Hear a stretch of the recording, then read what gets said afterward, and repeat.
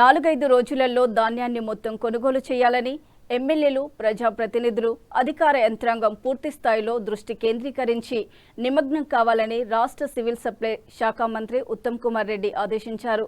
యాదాద్రి భువనగిరి జిల్లా భువనగిరి కలెక్టర్ కార్యాలయంలో గురువారం రాష్ట్ర సరఫరాల శాఖ సంస్థ ఆధ్వర్యంలో ఏర్పాటు చేసిన సమీక్ష సమావేశంలో మాట్లాడారు.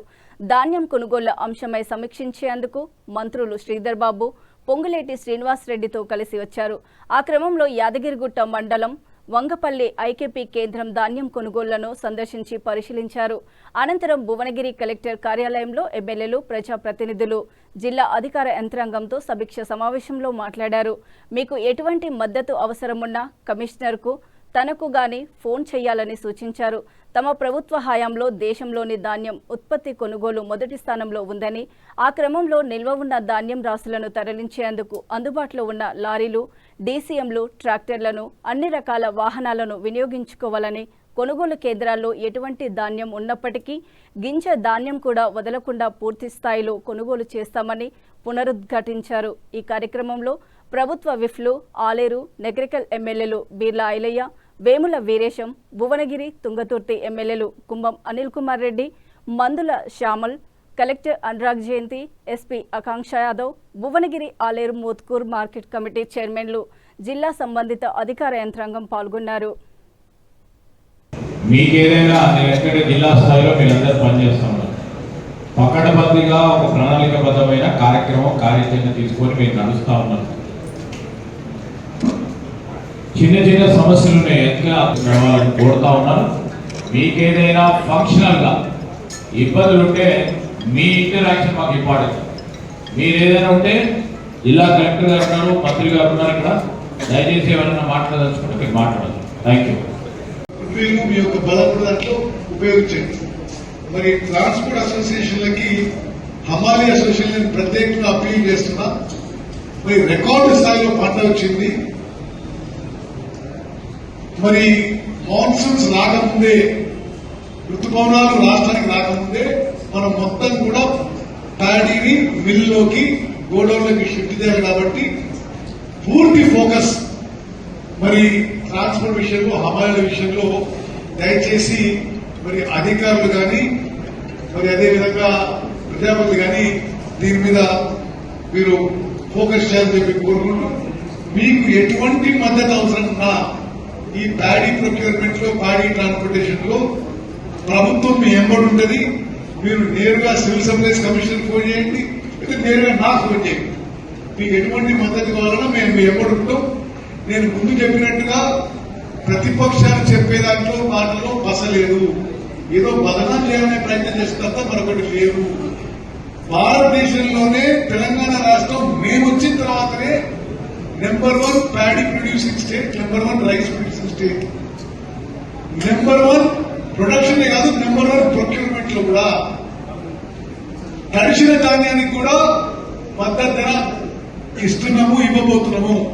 ఉదాహరణకి కొన్ని అభ్యంతరం లేదు, కానీ ఆ తడిచిన ధాన్యాన్ని కూడా ఇప్పటి వరకు మేము 58 లక్షల మెట్రిక్ టన్నులు కొనుగోలు చేస్తే 9,000 మెట్రిక్ టన్నులు, 58 లక్షల మెట్రిక్ టన్నులు, 9,000 మెట్రిక్ టన్నులు నిన్న మొన్న రాత్రి జల్లోకి తడిస్తే, ఈ తడిసిన ధాన్యం కూడా మద్దతు ధరకి కొనుగోలు చేసి బాయిల్ రైస్ మిల్ కి షిఫ్ట్ చేసి మరి బాయిల్ రైస్ కన్వర్ట్ చేసిన విషయం కూడా నేను మనం చేస్తూ, ఇదే ప్రొసీజర్ ప్రాక్టీస్ రాష్ట్ర వ్యాప్తంగా కూడా అమలు చేస్తామని చెప్పి మనం చేస్తూ, ఇక మేము పెద్దపల్లి అండ్ చివరి గింజ వరి ధాన్యం ఎంఎస్పీకి కొనుగోలు చేసే వరకు, ప్రక్రియ పూర్తయ్యే వరకు ప్యాడీ ప్రొక్యూర్మెంట్ కొనసాగుతుంది.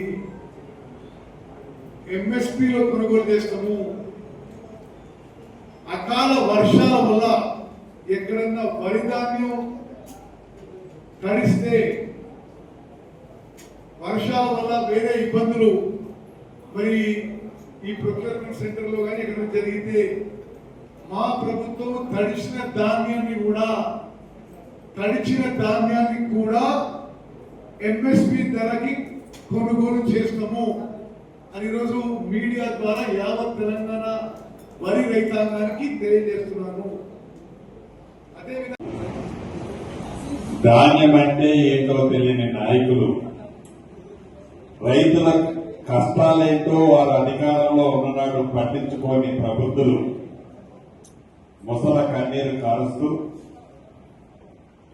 రైతులకి వారికి ప్రేమ ఉందట, ఈ ప్రభుత్వానికి లేదని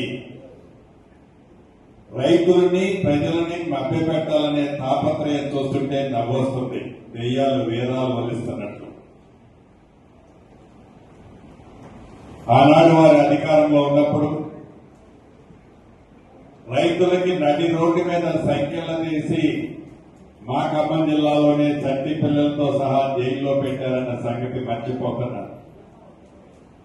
ఈ ప్రభుత్వం ధాన్యం కొనను అని ఎప్పుడూ అనలే.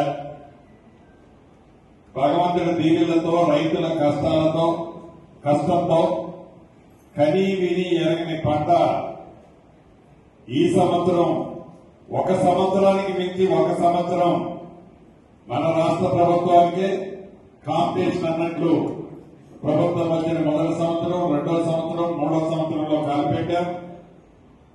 ఈ ఒక సంవత్సరానికంటే ఒక సంవత్సరం భగవంతుడి దీవులతో రైతుల కష్టంతో అద్భుతమైన పంటలు పండుతున్నాయి.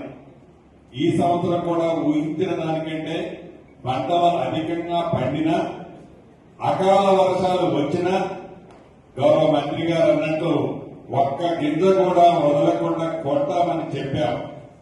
కొంటున్నాం. ప్రభుత్వ పక్షాన్ని మేము ఏమి చేయలేకపోయామని మీరు గవ్వగోలుగా రోడ్ల మీద ఎక్కి మీరు మాట్లాడుతున్నారో అర్థం కావట్లే. ఇక కేంద్ర ప్రభుత్వంలో అధికారం ఉన్న పార్టీ వాళ్ళు కూడా బయలుదేరారు. వాళ్ళు మాట్లాడుతున్నారు, మేము మాట్లాడకపోతే వెనకబడిపోతామేమో అని. అయ్యా, ఇందాక ఉత్తమ్ కుమార్ రెడ్డి గారు చెప్పినట్టు ఎంఎస్పీ రేటును ప్రకటించడం తప్ప